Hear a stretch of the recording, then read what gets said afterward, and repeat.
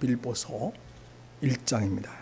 1장 9절에서 11절까지 말씀을 보시겠습니다.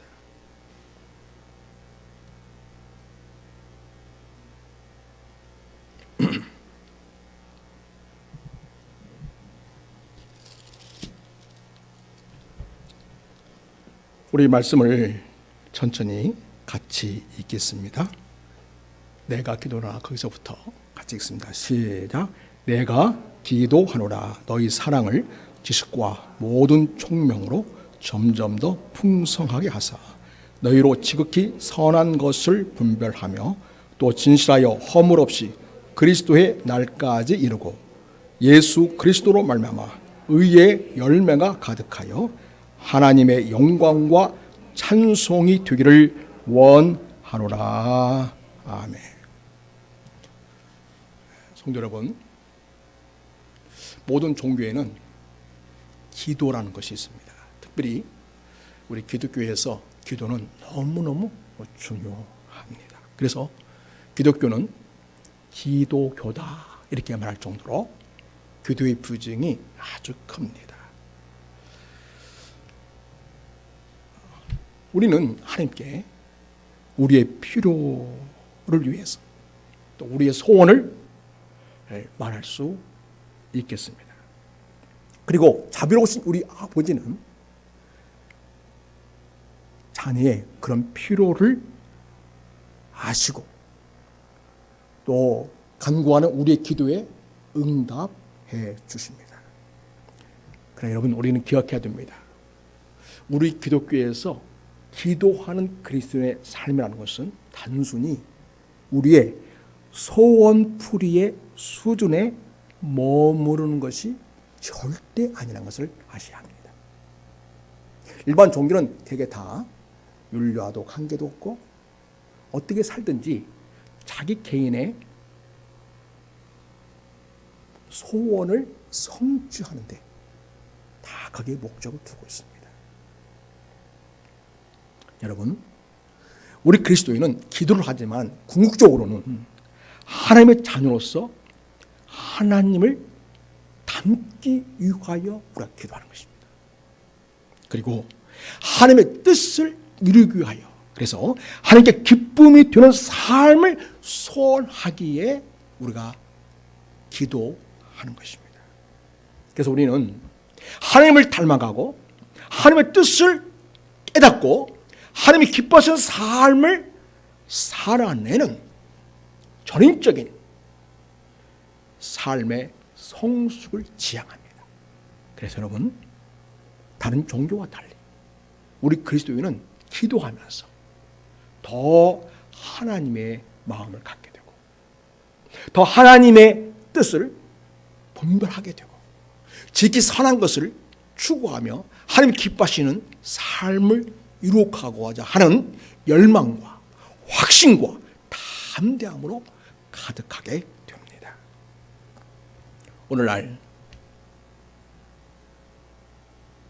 종교인들에 대한 이 의식구조를 여러 기관에서 조사한 바 있습니다. 모든 종교인들은 갈수록 형편없어지기 때문에 일반 사람이 볼 때에도 뭐 종교를 가지나 안 가지는 나나 뭐 별다를 게 있나 그런 생각을 하고 있다는 것입니다. 그래서 전반적으로 종교인에 대한 신뢰도가 굉장히 낮았습니다.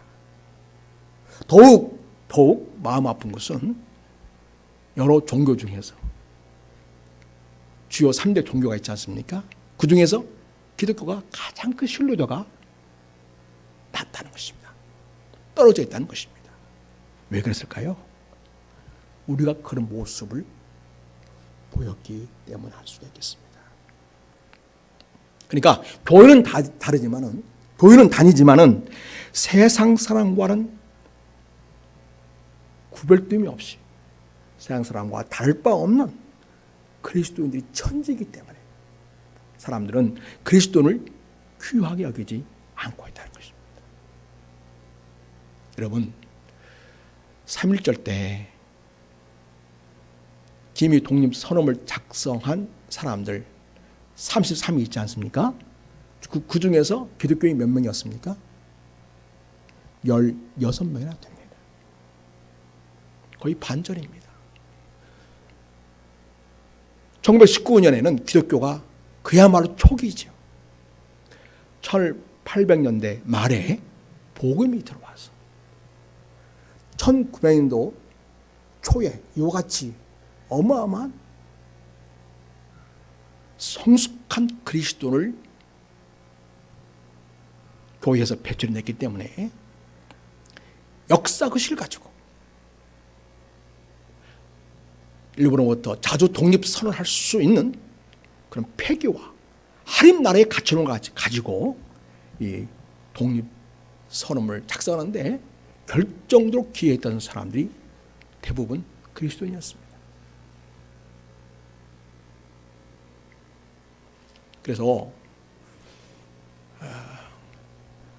군 단위에서 예수 믿는 사람 한 사람만 있어도 그 사람은 세상에 내가 이런 사람이다 아무 말 하지 않아도 그 지역 사람들이 저 사람은 참으로 신실하다 이렇게 인정해주고 그의 말 한마디에 존경과 신뢰를 담아서 예의를 갖추는 그러한 신임을 얻고 있었던 것입니다. 물론 우리는 세상 사람들의 평판을 위해서 사는 자들이 아닙니다. 그러나 우리가 하나님을 위하여 하나님의 이름을 부르며 사는 자로서 우리는 이 생에 사는 것은 불가피하고 여러 사람과 함께 더불어 사는 것은 이건 어쩔 수 없는 우리 주어진 삶의 자리입니다. 그런데 그런 삶의 자리에서 우리가 교회에 다닌다고 하는 무늬만 있지 교회 다닌다고 교회 사용하는 용어들, 단어들 그래서 예수 안 믿는 사람이 들을 때에는 저게 무슨 말인가? 알아듣기 어려운 단어를 아주 자유자재로 쓰면서 굉장히 믿음 있는 사람으로 보여지는 것 같은데 그의 삶의 모습은 일반 사람과 다를 바 없어서 사람들로부터 오히려 비난을 받고 그리고 주님 말씀하신 것처럼 마치 맛을 잃은 소금이 밖에 버리워지게 되는 것처럼 그런 취급을 받고 있는 현상들이 나타나고 있습니다. 참으로 가슴 아픈 일입니다. 우리 바울 사도께서는 그렇게 그리스도이지만은 세상에 영향력을 줄 수 없는 그런 모습을 미리 내다봤을까요? 그래서인지 오늘 빌보 성도들을 위해서 간절히 축복하고 기도하고 있는데요. 그들의 전인적인 삶의 성숙을 위해서 바울이 기도하는 모습을 볼 수 있겠습니다. 사랑하는 여러분, 우리는 대개 기도할 때에 하나님 뭐뭐 해주세요, 뭐뭐 해주세요 라고 하는데 거기에 진정 하나님 자신을 구하고 있는가? 진정 진리를 추구하는 기도를 담고 있는가? 진정 이 세상에 빛과 소금으로 살고자 하는 몸부림과 하나님에 대한 열정으로 내가 기도하고 있는가? 나는 진정 그리스도인다운 기도를 하고 있는 것인가? 아니면 세상 사람과 다를 바 없이 소원 성취만을 위한 기도를 반복하고 있지는 않는가? 우리 자신을 주님 앞에서 점검할 수 있기를 바랍니다. 오늘 구절 보면 내가 기도하노라 이렇게 말합니다. 너희 사랑을 지식과 모든 총명으로 점점 더 풍성하기를 위하여 내가 기도하고 있다 이렇게 말씀하시고 있습니다. 사랑하는 여러분, 우리의 기도 제목 중 하나는 하나님 아버지 사랑하게 하소서. 이 기도 제목이 우리 꼭 필요합니다. 사랑하게 하소서. 누구를요? 우리 성삼위 하나님을 사랑하게 하소서. 또 우리 가족을 진정으로 사랑하게 하소서. 또 그리스도 안에서 하나 된 믿음의 가족들을 사랑하게 하소서. 또 내가 속한 이 지역과 이 민족과 나라와 그리고 더 크게는 하나님의 뜻이 이 세상에 이루어지는 그 하나님의 나라를 사랑하며 꿈꾸는 자가 되게 하소서. 이런 기도가 우리에게 있어야 하겠습니다. 그렇습니다. 여러분, 우리 예수님께서도 율법사의 질문에 대해서 제일 중요한 계명이 무엇입니까? 여기에 대답하시기를, 첫째는 하나님을 사랑하는 것이다. 둘째는 내 이웃을 내 몸과 같이 사랑하는 것이다 라고 하시면서 사랑의 중요성을 강조해 주셨습니다. 여러분, 이 사랑은 어디에서 오게 된 것입니까? 하나님은 사랑이시라. 사랑이신 하나님에게서 나온 것입니다. 우리 예수님은 우리를 어떻게 하시기까지 우리를 사랑하셨습니까? 당신의 목숨을 우리 위하여 십자가에서 내어주시어 우리 모든 죄값을 대신 치루어 주시기까지 우리를 사랑하셨습니다. 그리고 성령 하나님 우리를 어떻게 사랑하고 있습니까? 우리 안에 내주하셔서 우리와 함께 늘 동행하고 계실 정도로, 그 정도로 우리를 사랑하고 계십니다. 여러분, 그런데요, 이 사랑에는 지식이 필요합니다. 하나님을 사랑한다고 하지만 하나님에 대한 내용을 전혀 알지 못하면 내가 사랑한다는 것이 공허한 말이 될 뿐입니다.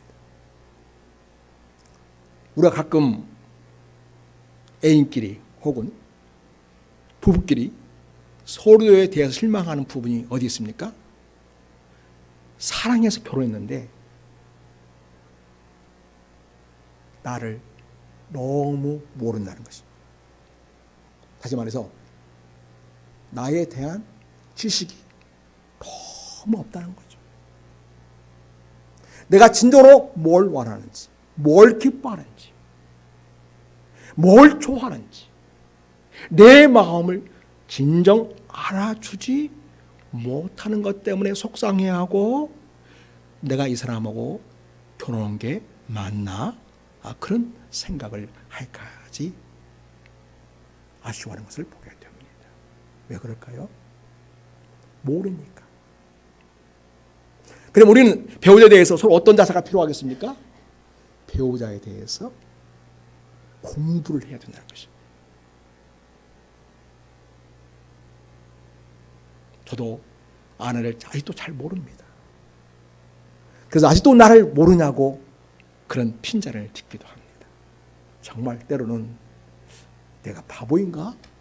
그런 생각이 들 때도 있습니다. 그래서 정말 그 아내의 마음에 딱 맞추어서 말도 하고, 그렇게 하지 말라는 것은 좀 안 했으면 좋겠는데 또 하게 되고, 그런 우리의 저의 모습을 보게 됩니다. 여러분 어떠십니까? 그러니까 여러분, 상대방에 대해서 알면 알수록 진정으로 더 사랑하게 된다는 말이 되겠습니다. 그래서 이 지식이라는 것은 단순한 정보로 그치는 것이 아니라 그 사람과의 관계성 속에서 깨닫게 되는 그러한 삶으로 알게 되는 그런 지식이라고 할 수 있겠습니다. 사랑하는 여러분, 우리는 하나님에 대해서 배울 필요가 있겠습니다. 그래서 호세아 선지자는 이스라엘 백성들이 멸망당하게 될 처지에 놓게 되었는데 그 결정적인 이유가 무엇이었냐면 하나님을 너무 모른다는 것입니다. 하나님의 마음을 전혀 모른다는 것입니다. 그래서 호세아 선지자는 이렇게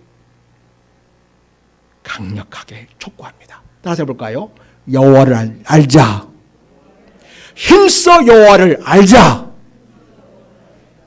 하나님을 아는 지식으로 충만할 때 우리는 하나님을 진정으로 더욱 사랑하게 된다는 것입니다. 그래서 여러분, 구절 보면 내가 기도하노라 너희 사랑을 지식과 모든 총명으로 더 풍성하게 하기 위하여 내가 기도한다. 이렇게 말씀하고 있습니다. 여러분, 총명은 그 지식을 구체적으로 적용할 수 있는 지혜를 말합니다. 그래서 여러분, 우리가 하나님을 알되 하나님에 대한 정보를 가질 뿐만 아니라 그 하나님을 진정으로 예배하고 하나님을 진정으로 사랑하고 하나님을 진정으로 섬길 수 있는 하나님과의 관계에서 우리가 날마다 깨달아지는 그런 살아있는 지식 뿐만 아니라 어떻게 하면 진정 내가 하나님을 아는 그 정보, 지식을 가지고 하나님과의 관계를 통해서 내가 하나님을 더욱 기쁘시게 하고 더욱 하나님의 마음을 아는 자로 세워지게 될까? 이런 고민 속에서 우리는 하나님 앞에 기도할 필요가 있다는 것입니다. 바울은 에베소 성도들을 위해서 이 빌보 성도들에게 하는 그 기도를 하고 있음을 보게 됩니다. 에베소 3장 말씀입니다. 자, 18절에서 19절 같이 읽겠습니다. 시작. 능히 모든 성도와 함께 지식에 넘치는 그리스도의 사랑을 알고. 자, 이거 봅시다. 자, 우리가 주님을 사랑하잖아요. 그리스도의 사랑을 알아가는데 뭐에 넘치는 그리스도의 사랑이라고요? 지식에 넘치는. 그러니까 주님을 알아야죠. 그러니까 주님 힘써 주님을 알아야 되고 힘써 주님을 배워야 할 필요가 있다는 거죠. 그래서 늘 하나님의 말씀을 가까이 하고 묵상하면서 그 말씀을 통해서 하나님께서 원하시는 뜻이 무엇일까? 하나님, 내가 지금 이 말씀을 통해서 어떤 교훈을 받고 어떻게 살기를 바라실까? 이렇게 자신에게 적용하면서 그런 인격적인 만남과 사귐을 통하여 그런 지식에 넘치는 그런 자가 될 때에 우린 진정으로 그리스도의 사랑을 알게 되고 그 사랑을 더 풍성하게 누리게 된다는 것입니다. 우리 그러잖아요. 흔히 쓰는 말로 사랑해 그러면 그 다음에 반응이 뭐예요? 많은 사람들이 말로만 예, 그런 이야기는 아주 흔한 이야기입니다. 그런데 왜 말로만 하겠어요? 정말 사랑한다면 나에 대해서 제대로 알고 그리고 거기에 따라서 상대방이 잘 대응해 주기를 바라는데 너무 나에 대해서 모르기 때문에 속상하고 많이 아쉽다는 그런 표현이 되겠습니다. 여러분, 우린 주님을 알되 주님을 늘 배워가야 합니다. 힘써 여호와를 알라고 하는 이 호세 선지자의 말씀처럼 힘써 예수님을 알아가고 힘써 성령을 알아가고 힘써 하나님의 말씀 배움을 통해서 하나님의 마음을 소유한 그리스도인이 될 때에 우리는 하나님의 마음에 맞는 하나님의 삶으로 세워져 갈 수 있겠습니다. 에베소 3장 18절 19절부터 한번 보겠습니다. 자, 19절 같이 읽습니다. 시작.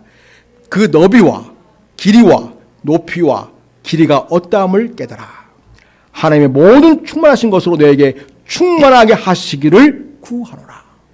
여러분, 우리가 성령 충만한 말을 쓰지 않습니까? 진정 성령 충만한 사람은 어떤 사람인가? 진정 그리스도를 알고 그 그리스도의 사랑으로 풍성한 사람이죠.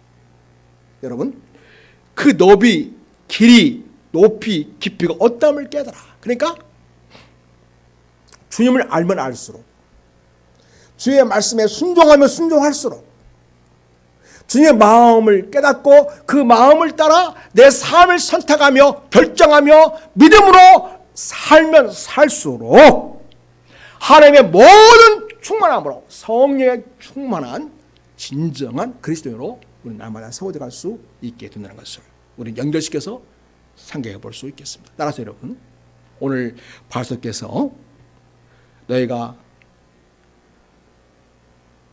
주님을 사랑하고 또 옆에 있는 형제 자매를 사랑하는데 지식과 총명으로 더 풍성해지기를 바란다는 이 말씀을 보면서 우리가 정말 주님을 더 알아가는 열정이 여러분 심령 속에서 일어나기를 바랍니다. 그리고 더욱 주님을 아는 지식을 통해서 진정 주님을 뜨겁게 사랑하고 그 주님의 마음을 가지고 또 옆에 있는 나의 가족들과 우리 형제 자매들을 사랑하고 이 세상에 있는 영혼들을 진정으로 사랑하는 그런 마음이 풍성한 예수의 사람들 주시기를 축복합니다. 두 번째는 진리가, 우리가 믿고 있는 진리가 거룩함으로 드러나기를 위해서 바울사도가 빌립보 성도들을 위하여 기도하고 있다, 이렇게 말씀하고 있습니다. 그러니까 빌립보 성도들이 하나님의 말씀을 배우면 배울수록 진리를 더욱 알게 되겠죠. 그죠?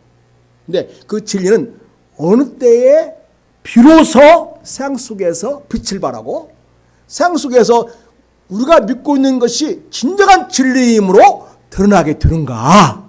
이것은 우리가 진리를 따라 거룩한 삶을 살아낼 때 그것이 가능하다는 것을 바울은 알고 있었고, 그렇기 때문에 지금 바울은 그것을 위해서 빌립보 성도를 위한 기도를 하고 있음을 보게 됩니다. 자, 여러분 10절 같이 한번 읽겠습니다. 10절. 자, 시작. 너희로 지극히 선한 것을 분별하며 또 진실하여 허물 없이 그리스도의 날까지 이르고. 아멘.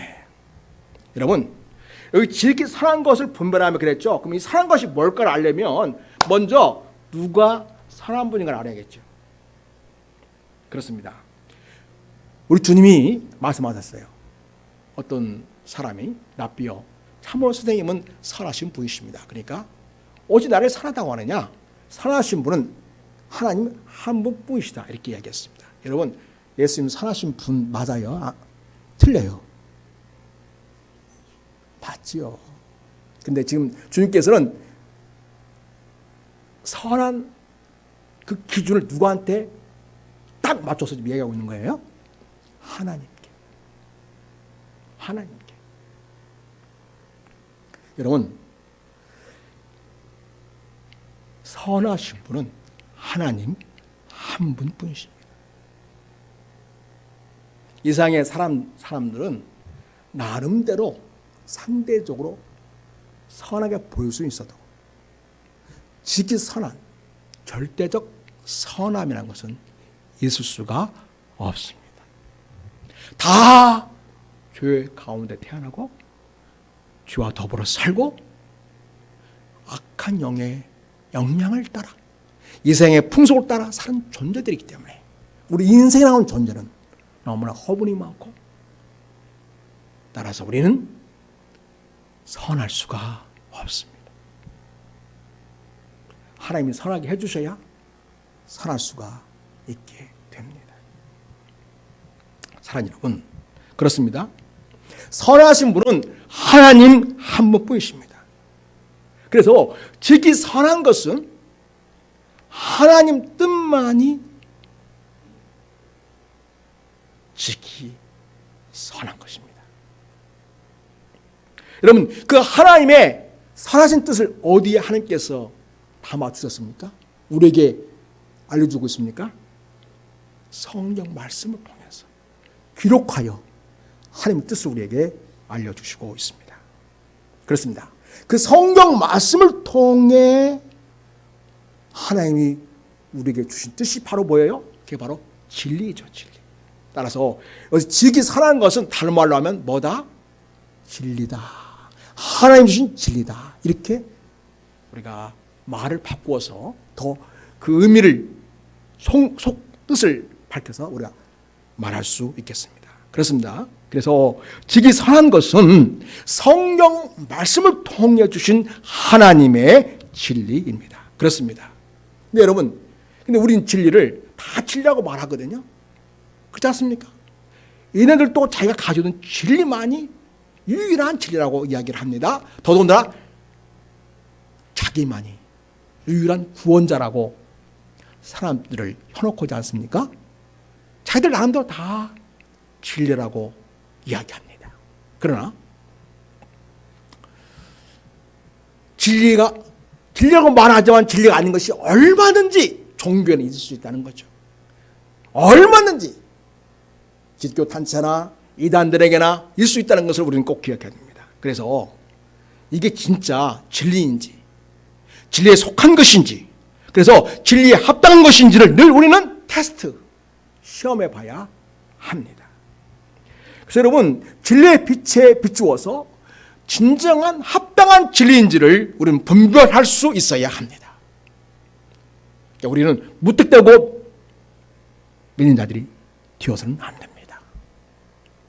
잘 분별하고 잘 시험하여 검증하고 진정 진리인지에 대하여 확증하고 우리가 믿어야 할 것입니다. 사랑하는 여러분, 그래서 우리는 늘 하나님의 말씀을 묵상하고 배우는 자세가 필요합니다. 그래서 하나님의 말씀을 배우면 배울수록 진리인지 아닌지에 대한 영적 분별력이 생겨나기 때문입니다. 그래야 진리를 소유하고 우리가 진리에 속하게 되고 진리를 따르는 성숙한 그리스도의 삶을 살아낼 수 있게 됩니다. 우리는 진리를 알고 진리를 분별할 수 있는 성숙한 믿음으로 자라가야 하겠습니다. 근데 여러분, 어떤 사람이 옳은 이야기를 많이 해요. 그런데 그 삶은 엉망진창이에요. 그러면 사람들이 그 사람이 말하는 그 옳은 이야기에 대해서 동의해 주시겠습니까?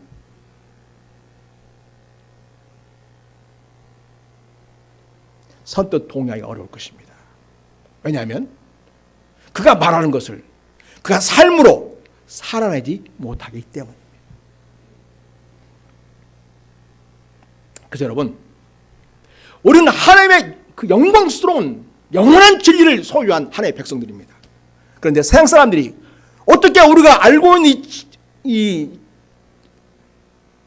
진리가 진짜인지 알 수 있게 되겠습니까? 우리가 그 진리를 우리의 삶의 거룩함으로 살아낼 때 사람들은 아하, 저가 갖고 있는 진리는 진짜겠구나 이렇게 생각하면서 우리 주님을 궁금해하고 하나님을 갈망하고자 하는 마음이 그 마음 속에서 일어날 수가 있겠습니다.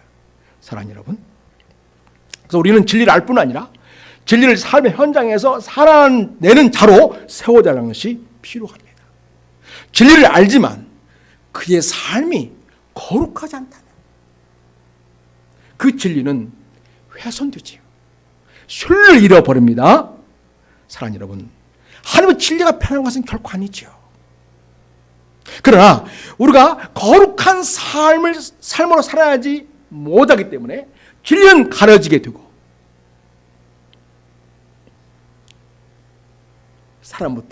상사람으로부터 그 진리에 대하여 인정받지 못하게 되고 세상에서 빛으로 소금의 역할을 하지 못하게 되는 경우를 우리는 수도 없이 보고 있습니다. 저나 여러분도 매 순간순간 살아가면서 내가 아는 진리, 내가 하나님의 그 영광스러운 이 진리를 거룩함으로 살아야지 못할 때에 얼마나 그 진리를 가로막게 되고 훼손하게 되는가. 얼마나 사람들이 우리를 보면서 진리에 대하여 외면하게 되는가에 대해서 우리는 조바심을 갖게 되고 긴장하게 됩니다. 그래서 여러분, 우리는 진리를 아는 것만큼이나 진리를 소유한 자다운 삶으로 나아가기 위해서 부단히 애써야 하겠습니다. 근데 여러분, 이게 가능하겠습니까?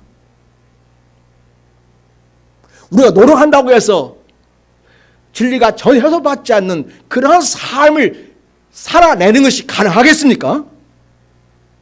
이 일은 우리의 능력이나 우리의 방법으로 이룰 수 있는 일이 아닙니다. 하나님이 도와주셔야 됩니다. 그렇게 살아낼 수 있도록 말입니다. 그래서 우리는 늘 하나님께 무릎을 꿇지 않을 수 없습니다. 하나님의 도우심 없이는 내가 믿는 이 진리를 내 삶의 거룩함을 통하여 세상에 드러낼 수 있는, 입증할 수 있는 삶을 살아낼 수 없기 때문에 오직 주님이 도와주셔야만 살아낼 수 있기 때문입니다. 그래서 여러분, 우리는 그래서 오늘 바울 사도가 기도하고 있지 않습니까? 빌보 성도들이 진리를 아는 것만큼이나 지키 사는 것을 분별하는 만큼이나 거룩한 삶을 통해서 그 진리를 드러내고 입증하는 그런 삶이 되게끔 위해서 축복하고 기도하고 있습니다. 사랑하는 여러분, 우리가 아는 진리를 가진 것만큼이나 그 진리가 진리이므로 사람들에게 확증될 수 있게 하는 일은 우리가 알고 있는 그 진리를 거룩한 삶으로 살아낼 때 이루어지게 되는데, 여기에는 하나님의 전적인 도우심이 필요합니다. 다른 말로 하면 우리가 성령 충만해야 된다는 거죠. 성령님의 도우심과 역사를 통해서만 우리는 거룩해질 수 있고 거룩한 삶이 가능해집니다. 근데 여러분, 우리가 얼마나 변덕스러운지요. 어저께는 좀 그래도 거룩한 삶을 살았다고 할 수 있어요. 오늘 완전히 또 깨지는 경우가 얼마나 많습니다. 그렇죠? 우리 성도님은 전혀 그렇지 않는 것 같은 표정을 짓고 있어 보입니다. 우리가 얼마나 연약한지요. 내가 어저께 그저께는 잘 그래도 그리스도답게 살아냈는데 오늘 한순간에 무너져서 그저 온기를 깨뜨리듯이 내 삶의 거룩함을 지키지 못해 온기를 깨뜨려버리는 것 같은 그런 삶을 갈 때가 얼마나 허다합니까? 그래서 여러분, 다른 방법이 없습니다. 매 순간 우리는 주 앞에 무릎을 꿇을 수밖에 없는 것이죠. 사랑하는 여러분, 여러분에게 하나님께서 지혜와 지식을 주시고 정말 영적인 눈을 열어주시고 영적인 감각을 깨워주시고 영적인 그 진리에 대한 빛을 비추셔서 진리라는 성도로 날마다 세워지기를 바랍니다. 그것만큼이나 성령의 전적인 도우심을 통해서 그 진리를 거룩함으로 살아내는 하나님의 자녀가 되셔서 이 세상 속에서 하나님의 진리가 살아있음을, 하나님의 진리가 우리 인생의 유일한 삶의 길임을 보여줄 수 있는 우리 성도들이 되기를 바랍니다. 성도 여러분, 우리가 진리를 알고 진리를 따라 거룩하게 사는 삶의 능력을 주시라고 우리 하나님께 은혜를 구해야 합니다. 성령께서 내게 기름 부으사 진리를 따라 사는 거룩한 삶을 살 수 있게 해주시라고 복음을 요청해야 합니다. 바울 사도는 빌립보 성도들이 진리를 알고 거룩한 삶으로 그 진리를 드러내는 자들로 살아낼 수 있도록 기도하고 있습니다.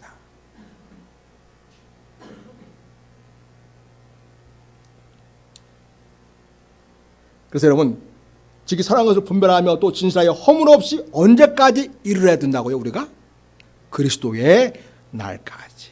이 그리스도의 날은 언제일까요? 주님께 다시 오시는 그날까지. 이걸 우리식으로 표현하면 우리 생명 다하는 그날까지가 되겠죠. 그렇죠? 우리가 살아서 주님을 뵙는다 하면 얼마나 영광스럽겠습니까? 주님이 오시기 전에 우리는 인생을 마감할 수도 있겠습니다. 그러니까 이 말씀은 그리스도 날까지니까 우리 인생을 다하는 그날까지 진리를 알고 거룩함으로 그 진리를 살아냄으로써 하나님의 말씀만이 참된 진리임을 세상에 드러낼 수 있는 하나님의 자녀로 살아낼 수 있기를 축복합니다. 바울 사도가 이를 위해서 빌립보 성도들에게 기도하고 있는 것처럼 우리도 그렇게 기도할 수 있어야 하겠습니다. 베드로 사도는 성도들에게 주님이 오시는 날까지 흠도 없이 점도 없이 주님 앞에 설 수 있기를 권면하고 있습니다. 베드로서 3장 말씀을 우리 다 함께 읽겠습니다. 3장 14절 말씀입니다. 시작. 그러므로 사랑하는 자들아 너희가 이것을 바라보라니 주 앞에서 점도 없고 흠도 없이 평강 가운데서 나타나기를 힘쓰라. 아멘. 네. 그래서 여러분 이렇게 거룩한 삶을 지향하는 것은 다시 오실 주님에 대한 믿음 있는 사람이 그렇게 살아갈 수 있는 것이죠. 다시 주님 오실 때에 주님 앞에서 점도 없이 흠도 없이 하나 앞에 그렇게 설 수 있도록 하기 위해서 우리가 날마다 거룩한 삶으로 살아낼 것을 요청하고 있습니다. 여러분 18절 말씀 베드로후서 3장 18절 말씀입니다. 우리 같이 한번 보겠습니다. 자, 시작. 오직 우리 주 곧 구주 예수 그리스도의 은혜와 그를 아는 지식에서 자라가라. 영광 이제와 영원한 날까지 그에게 있을지어다. 아멘. 그래서 여러분 우리가 주님의 은혜 안에서 정말 주님 아는 지식에서 날마다 성장하고 성숙해 가기를 바랍니다. 그리고 거룩한 삶을 통하여 흠도 없이 점도 없이 주 앞에 그렇게 설 수 있기를 간절히 소망하면서 주님 내가 진리를 삶으로 드러낼 수 있는 주님의 자녀로 세상에서 살 수 있게 하옵소서. 내게 믿음을 주시고 성령 충만함을 주시고 진리를 따라 순종하는 그런 자로 살아가도록 나를 도우시옵소서. 기도할 수 있기를 바랍니다. 여러분 그 다음에 세 번째 의의 열매를 위해서 기도하고 있습니다. 첫 번째가 뭐였죠? 사랑을 위해서. 그런데 지식이 넘치는 사랑으로. 두 번째는 뭐였죠? 진리를 아는 자로. 그런데 무엇으로 살아내요? 거룩함으로 그 진리를 살아내는 자가 되기 위해서 기도하고 있죠. 자, 세 번째는 의의 열매가 풍성하기 위해서 기도하고 있습니다.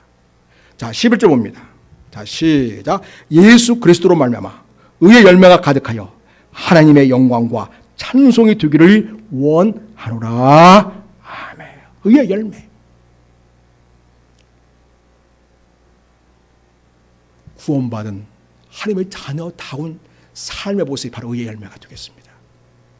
그러니까 예수를 믿는데 예수님을 믿는 자다운 삶의 모습이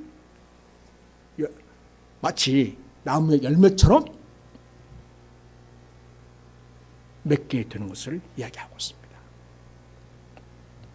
사랑하는 여러분, 여기서 의는 우리 자의적 의가 아닙니다. 내가 스스로 생각하고 판단하고 그렇게 정의를 내리는 그런 상대적인 의가 아니고요. 이 의는 하나님이 주시는 의인데 다른 말로 하면 구원입니다. 내가 예수 그리스도를 믿는 믿음을 통해서 주로부터 해방되어지고 자유된 자로서 하나님이 우리에게 입혀주시는 의라고 하는 옷을 말합니다. 그래서 여러분 예수를 알면 알수록 믿으면 믿을수록 예수를 사랑하면 사랑할수록 내 삶 속에 거룩한 의의 열매가 더 풍성해집니다.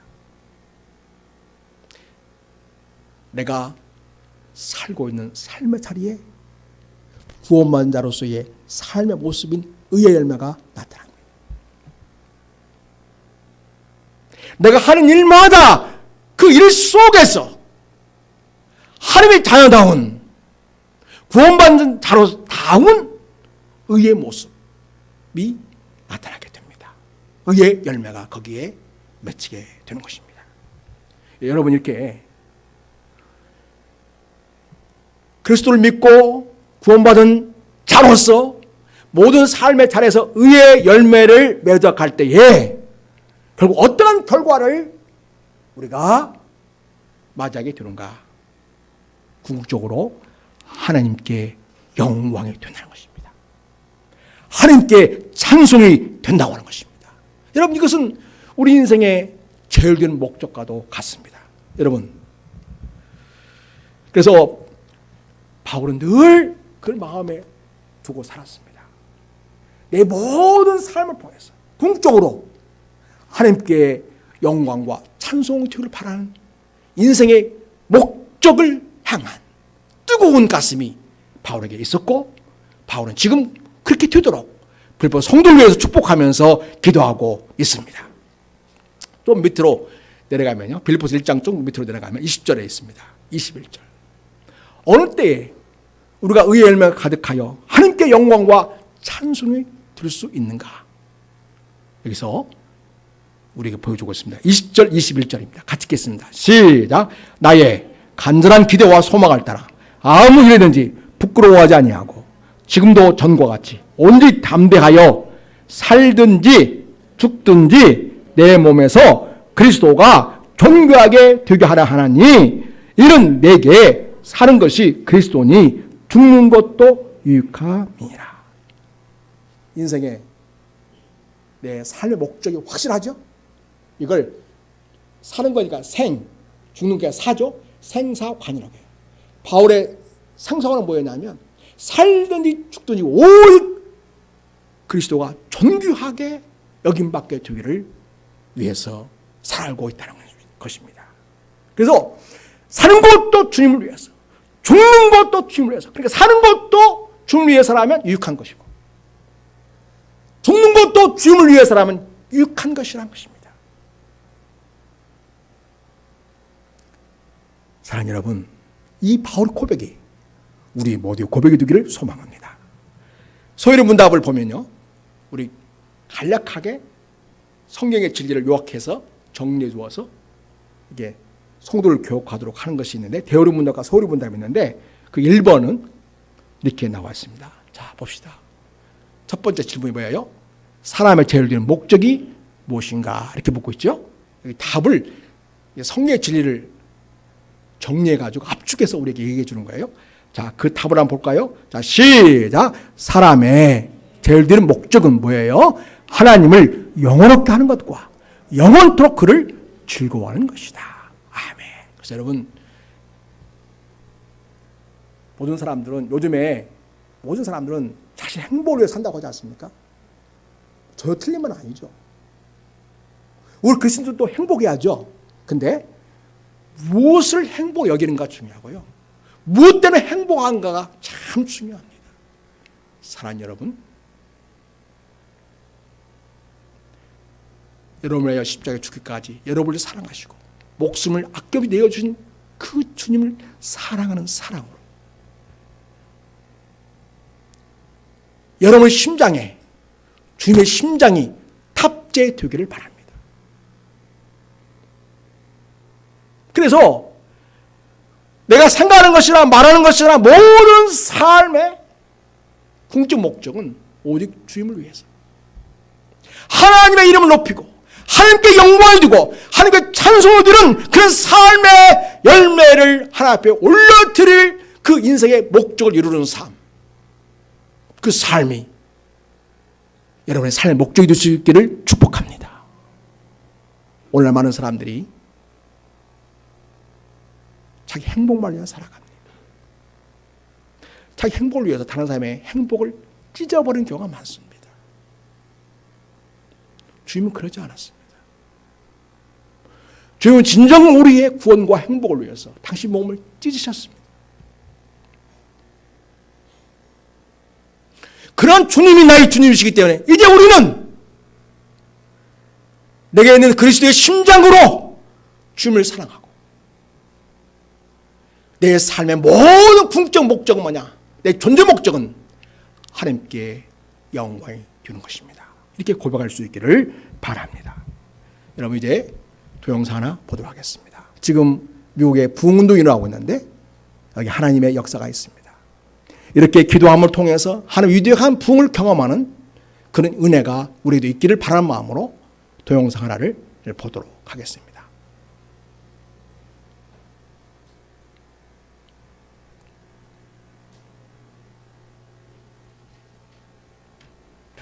안녕하세요. 미국 수도 워싱턴에 있는 워싱턴 중앙장로교 담임 목사 이원열입니다. 이번에 미국 켄터키 에즈베리 대학교에서 일어난 부흥의 역사, 그 현장을 다녀온 후에 그 소식을 여러분들과 좀 나누고 싶습니다. 미국 켄터키 윌모어라는 인구 6,000명의 도시, 그곳에는 에즈베리 대학교에서 일어난 놀라운 부흥의 역사, 그 역사 현장을 직접 눈으로 보고 몸으로 체험하고자 지난 월요일 일찍 비행기에 몸을 실었습니다. 루이빌 공항에 내려서 윌모어로 가는 길은 끝없는 옥수수밭, 더 넓은 평원이 펼쳐져 있었습니다. 학교 근처에 도착하자 수천 명의 사람이 줄을 지어 서 있었습니다. 부흥의 역사가 일어난 휴즈 오디토리엄, 휴즈 예배당에 들어가기 위해서 미국 각지에서 온 사람들이었습니다. 예배당에 들어가기까지 최소한 6-7시간을 기다려야 하는데도 얼굴에는 감사와 기대감으로 가득 찬 모습이었습니다. 교회 잔디밭에는 곳곳에 수십 명의 사람들이 모여서 자연스럽게 찬양과 기도가 이루어졌고 무릎을 꿇고 기도하는 사람들의 모습, 그 모습도 참 평온하게 보였습니다. 부흥의 시작 스토리를 들으면서 이런 역사는 전적으로 하나님이 행하시는 일이라는 것을 느끼게 되었습니다. 지난 2월 8일 수요일에는 평소처럼 대학교 예배가 끝이 났고 설교자는 떠났고 학생들은 교실로 기숙사로 돌아갔습니다. 현장에 20명 정도의 학생들이 남아서 기도하는 가운데 서서히 하나님의 영적 임재가 나타나자 그것을 온몸으로 느낀 학생들, 친구들에게 다양한 매체로 알리기를 시작했고 그렇게 학생들도 교수들도 예배당 안으로 모여들었습니다. 이 사실이 퍼져나가자 지역 목회자들, 성도들이 모여들기 시작했고 마침내 온라인상에 퍼져서 미국 각지에서 수많은 사람들, 심지어 해외에서도 이 현장을 보기 위해서 찾아왔습니다. 하루 코스로 준비한 그림이기에 저는 예배당 안으로 들어갈 생각은 하지도 못한 채 이 부흥의 현장을 눈으로 본다는 것, 예배당 앞에 펜스를 붙들고 기도하는 것만으로도 충분히 감사리라는 생각이었습니다. 에즈베리 신학대학원에 다니는 학생의 도움으로 중보 기도실로 들어갈 때 잠시 보인 예배당의 모습을 보이면서 사진을 좀 찍어도 좋겠는가 물었더니 안내하는 분이 그렇게 하라고 했습니다. 그 말이 끝나자마자 저는 발 한쪽을 예배당 안에 넣고 셀폰으로 현장을 담기 시작했습니다. 한 발이라도 담갔으니 그 정도라도 하나님의 특별한 은혜라고 생각했는데 하나님의 비상적인 은혜로 부흥이 시작된 예배당 안으로 들어갈 수가 있었습니다. 예배당을 가득 채운 대학생들과 성도들을 보면서 마음의 흥분을 가라앉히기 어려웠습니다. 제 생에 어쩌면 다시 경험하기 어려운 영적 부흥의 현장에 서 있다는 생각 하나만으로도 감사와 감격에 젖어 있었습니다. 함께 기도하고 찬양하고 간증에 귀를 기울이면서 제 생각에 잔잔한 변화가 일어났습니다. 부흥의 현장은 어떤 거대한 역사가 나타나는 것이 아니라 너무나 조용하고 평온하고 질서가 있었습니다. 하늘이 갈라지는 역사, 폭풍우가 일어나는 거센 파도가 아니었습니다. 참석한 사람들 마음마다 차분하게 임하는 하나님의 영적 임재로 가득했습니다. 체계적인 준비도 없었지만 찬양과 기도와 예배는 진정한 마음을 담은 영혼의 울림이 온 예배당에 넘쳤습니다. Christ be magnified. 주님만이 높임을 받으소서. 이 찬양을 들으면서 진정한 영적 부흥은 하나님이 허락하시는 주권적인 은혜예요.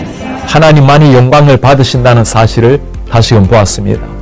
특별한 부흥의 현장을 보려고 갔는데 제가 본 것은 하나님이 행하시는 너무나 평온하고 자연스러운 영적 임재였습니다. 부흥은 하나님이 주권적으로 주시는 은혜이지만 에즈베리 부흥의 역사 뒤편에 쌓인 기도 스토리를 들으면서 이 시대도 여전히 기도를 통해서 일하시는 하나님을 다시 한번 보았습니다. 현장에서 중국계 말레이시아 군인 홍 교수님, 닥터 홍투 레오를 만나 놀라운 간증을 들었습니다. 미국 시카고에 위치한 트리니티 신학교에서 유학하고 말레이시아에서 14년 동안 교수 사역을 하던 중에 2015년 에즈베리 대학교의 방문 교수로 머물렀습니다. 이때 하나님께서 교수직을 내려놓고 에즈베리의 부흥을 위해서 풀타임으로 기도하라는 말씀을 받았습니다. 스스로 보수적인 신학자였기 때문에 이런 신비한 비전에 대해서 선뜻 받아들이기 어려웠습니다. 그러나 결국 몇 차례 확인 과정을 거쳐서 하나님의 부르심으로 확신하고 주님께 순종하기로 결단했습니다. 결국 2019년도에 윌모어로 이주하고 에즈베리의 부흥을 위해서 기도하기를 시작했습니다. 홍 교수님은 대화 가운데 놀라운 사실을 들려주었습니다. 2020년 여름에는 하나님이 회개하라, 부흥을 위해 기도하라는 사인을 들고 기도하라는 말씀을 주셨습니다. 그는 또 한 번 하나님 앞에 순종했습니다. 그렇게 2년 동안 그 사인을 자신의 몸 앞뒤로 메고 다녔으니 얼마나 우스운 모습으로 보였을지 충분히 상상해 갔습니다. 저는 현재 목사에게 매일 그 사인을 메고 다녔으니 모르는 사람이 없겠습니다 라고 했어요. 사람들은 그를 샌드위치맨 혹은 사인을 든 사람, 맨 위드 사인이라고 불렀다고 했습니다. 홍 교수님뿐만 아니라 많은 기도 용사가 새벽을 깨워서 함께 기도했다는 소식을 듣고 정말 하나님께서는 기도를 통해서 놀라운 역사를 일으킨다는 것을 다시금 깨닫게 되었습니다. 에즈베리 대학교의 부흥이 알려지자 미국의 주요 방송, CNN, 폭스 등 다양한 방송사에서 그를 찾아서 인터뷰를 요청해 왔습니다. 그러나 단 한 번도 인터뷰에 응하지 않았습니다. 이 부흥을 가져온 분은 하나님이시고 모든 영광을 받으셔야 할 분도 하나님이시기 때문이었습니다. 저는 그의 아내에게 물었습니다. 남편이 이해하기 어려운 결정을 할 때 마음이 어땠습니까? 그녀의 대답은 간결했습니다. I just followed him. 당연히 그를 따랐지요. 그리고 한마디를 덧붙였습니다. Ultimately follow the Lord. 결국 주님을 따르는 일이었으니까요. 그 고백은 어떤 설교보다도 강렬한 울림으로 제 가슴에 남았습니다. 부흥의 역사 뒤편에 있었던 또한 스토리를 들으면서 이런 분들에게 참 고마운 마음까지 들었습니다. 부흥이 일어난 그날 설교한 분은 잭 미어크리스라는 젊은 목사였습니다. 자신은 대단한 설교를 한 것도 아니기에 속히 예배당을 빠져나왔다고 고백하는 목사님. 2주간 이어진 예배 중에 몇 차례 말씀을 전할 기회가 있었는데 그때마다 강조한 단어가 radical humility, 급진적 겸손이라는 말이었습니다. 이 부흥은 전적으로 하나님이 내려주신 선물이기 때문에 누구도 관심의 대상이 되어서는 안 된다는 말이죠. 오직 하나님만 영광을 받으셔야 한다는 말씀이었습니다.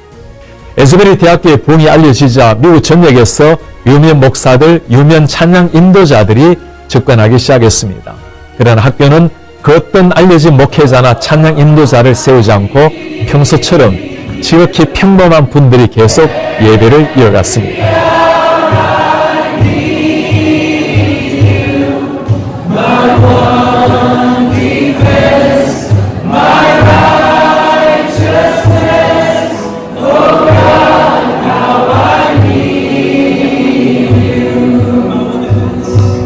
이제 거룩한 부흥의 불길이 미국의 다른 대학교에 번져서 지속적인 예배가 일어나고 회개와 기도 행진이 멈추지 않고 있습니다. 에즈베리 대학교에서 지난 2월 20일 오후 5시에 지난 13일 동안 지속된 공식적인 예배를 마치기 직전에 강단에서 목사는 참석한 사람들에게 도전했습니다. 이제 여러분이 서 있는 자리에서 삶 속의 부흥의 전달자, 캐리어가 되라고 요청했을 때 예배당을 가득 채운 사람이 모두가 일어나서 주님께 결단의 마음을 드렸습니다. 저도 그 자리에서 일어나 제가 서 있는 곳 성리론 교회와 미주 한인교회, 한국교회와 미국교회 모든 곳에 하나님의 부흥이 임하도록 간절한 마음으로 기도했습니다. 켄터키의 작은 시골에 있는 한 대학교에서 일어난 하나님의 역사, 그 현장을 다녀오면서 제 가슴에 깊이 새겨진 한 가지 가르침은 이 부흥의 한복판에 계신 분은 오직 하나님 한 분이라는 사실이었습니다. 겸손히 말씀을 전한 사람, 오랜 세월 눈물겨운 기도로 하늘을 울린 사람, 회개 무릎을 꿇고 강단 앞으로 나아간 젊은이들 모든 분을 통해 하나님이 행하신 하나님의 역사라는 사실입니다.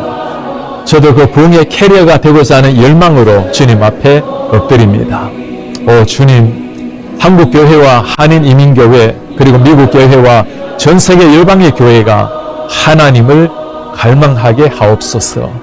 제 영혼이 하나님을 갈망합니다. 하나님의 영에 사로잡히게 하시고 하나님만으로 저를 채워주십시오. 주님 한 분으로 충분하며 주님의 잔잔한 터치로 온전한 만족을 누립니다. 아멘.